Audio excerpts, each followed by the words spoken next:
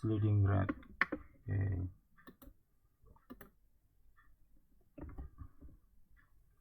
Dimana tadi di sini sliding rate cicilan pokoknya sama dari awal sampai akhir periode kredit, tapi cicilan bunganya terus menurun karena didasarkan pada sisa pinjaman.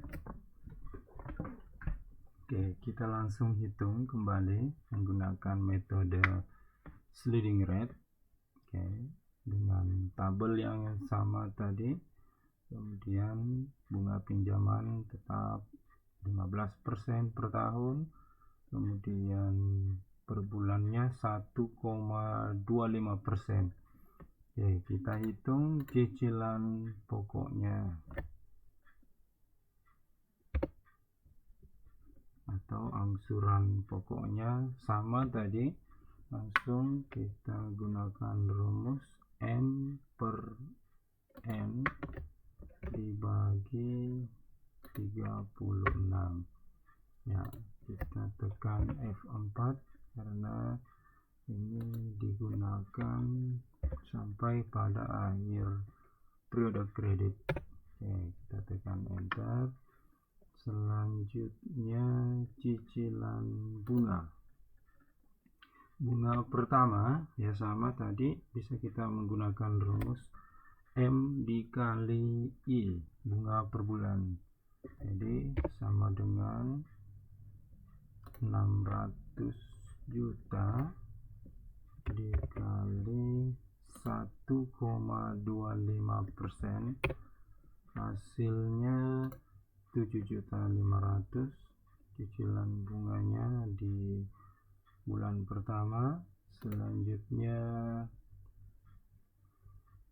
lihat ini sama cicilan pokok ditambah dengan cicilan bunga,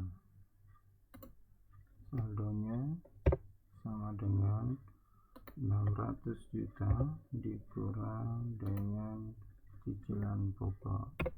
Untuk selanjutnya, oke, sama tadi 600 juta dikurang cicilan pokok. Kemudian cicilan pokok kita bisa tarik saja ke bawah karena dia sama. Oke, 16 juta. Kemudian cicilan bunganya kita bisa lihat rumus di sini. Untuk bunga kedua kita menggunakan rumus yang terakhir, sisa pokok pinjaman N2 atau di bulan kedua dikali dengan I, jadi sama dengan 583 kita kalikan dengan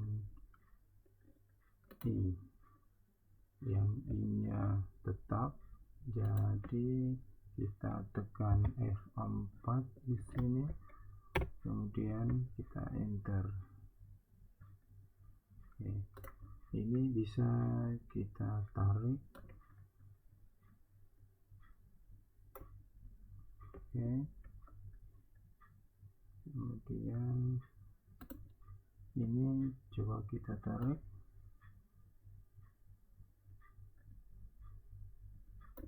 Nah, di sini kita bisa lihat cicilan bunga terus mengalami penurunan karena perhitungan bunga didasarkan pada sisa pinjaman.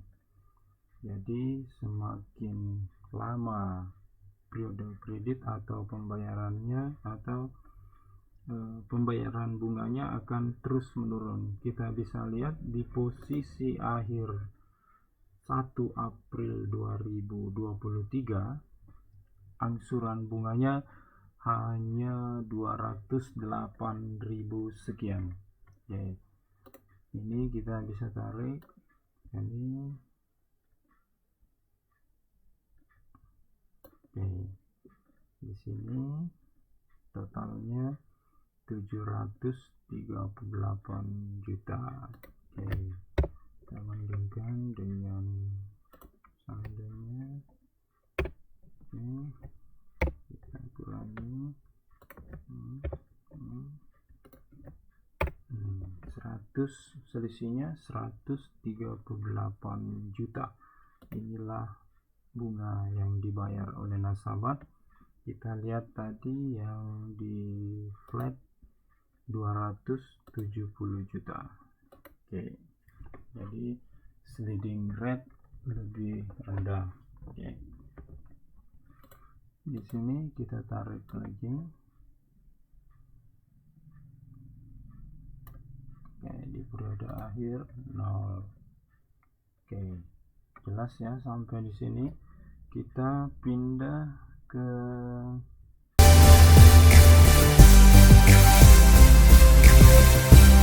anuitas. Oke, tabelnya tetap, transaksinya juga tetap dengan bunga yang sama. Oke, ini tabelnya juga sama. Di sini saya hanya menambahkan rumus ya supaya mudah mengerjakannya. Saya copy dari PowerPoint. Oke, kita lihat di sini kita akan menghitung anuitas atau angsuran per bulannya. Di sini kita lihat angsuran per bulannya 20 juta sekian. Ya, bagaimana menghitungnya? Ya, kita menggunakan rumus tadi. Oke, kita hapus dulu, kita ulang ya, kita hitung ulang. Sini sama dengan M itu plafon kredit, kemudian kita kali I itu suku bunga per bulan. Oke, selanjutnya kita bagi, harus kita tutup kurung dulu di sini.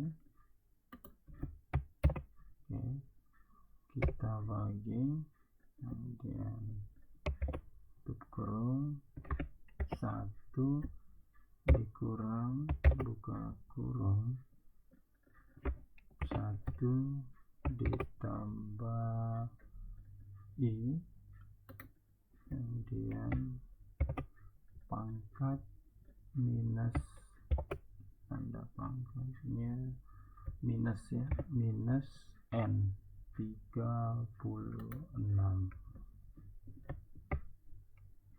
Oke, coba kita enter. Ini hasilnya 20.799.000 sekian. Oke. Angsuran pokok. Oke, pertamanya kita bisa lihat. Oke, kita masukkan pokok pinjaman dulu 600 juta, kita enter. Kemudian cicilan pokoknya di sini kita lihat ya, pokok angsuran pokok pertama itu kita menggunakan rumus anuitasnya tadi, kita kurang M dikali I, tutup kurung, ada 13.299.000 sekian.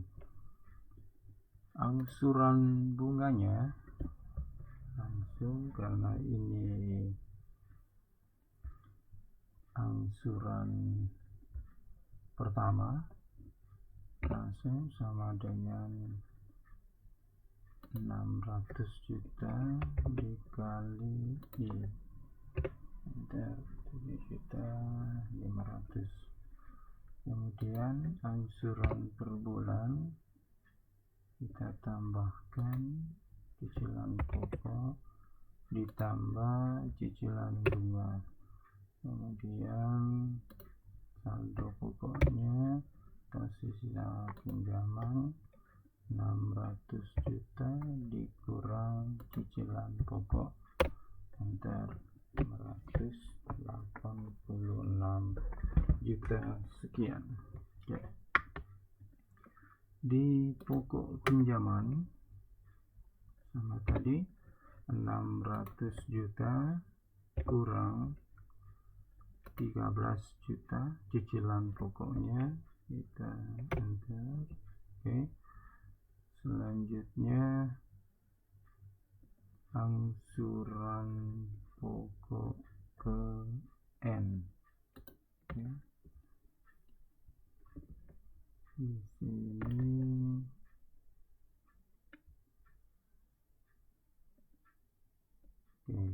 kalau kita lihat rumusnya, angsuran pokok ke N itu anuitas dikurang sisa pinjaman dikali I, jadi sama dengan anuitasnya tetap.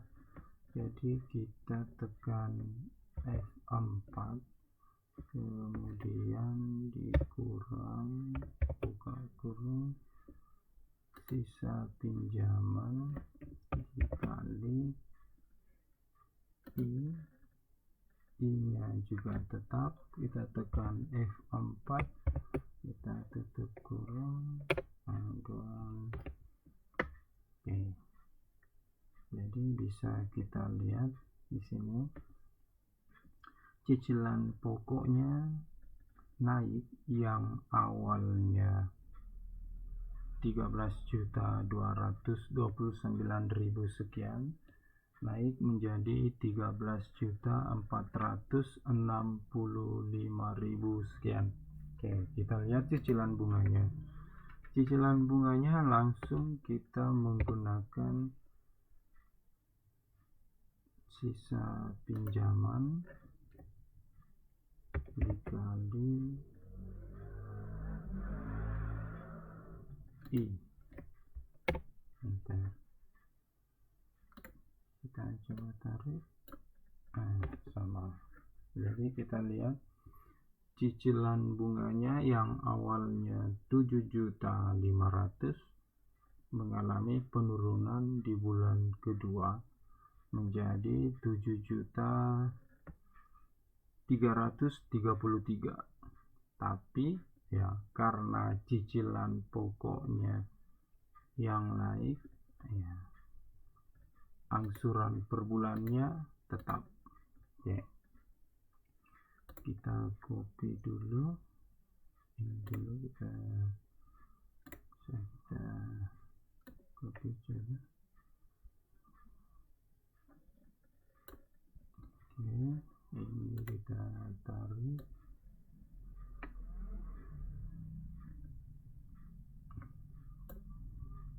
Ini juga kita tarik. Oke, kita lihat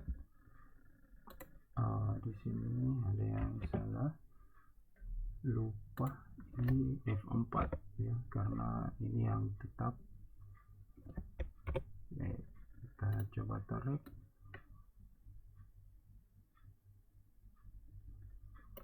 Oke, selanjutnya angsuran per bulannya kita tarik.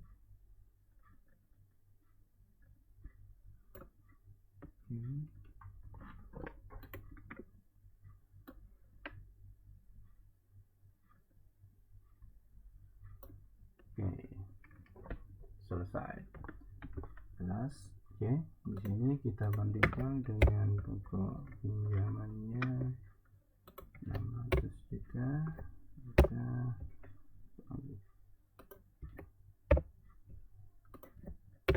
Oke, 148 juta. Kita bandingkan dengan tadi flat rate bunga yang dibayarkan 270 juta, kemudian sliding rate 138 juta, dan anuitas 148 juta. Jadi dari ketiga sistem atau metode pembungaan ini, sliding rate lah yang bunganya paling rendah yang dibebankan kepada nasabah. Oke. Biasanya metode sliding rate ini diperuntukkan untuk jenis kredit yang sifatnya produktif. Kemudian untuk flat rate itu biasanya untuk tujuan konsumtif, ya hampir sama juga. Anuitas juga banyak digunakan untuk tujuan kredit konsumtif. Biasanya juga untuk flat rate biasanya menetapkan bunga yang lebih rendah dibanding sliding rate ataupun anuitas. Oke. Jadi jelas ya untuk perhitungan atau metode pembungaan mulai dari flat rate, sliding rate, dan anuitas. Oke, cukup sampai di sini. Assalamualaikum warahmatullahi wabarakatuh.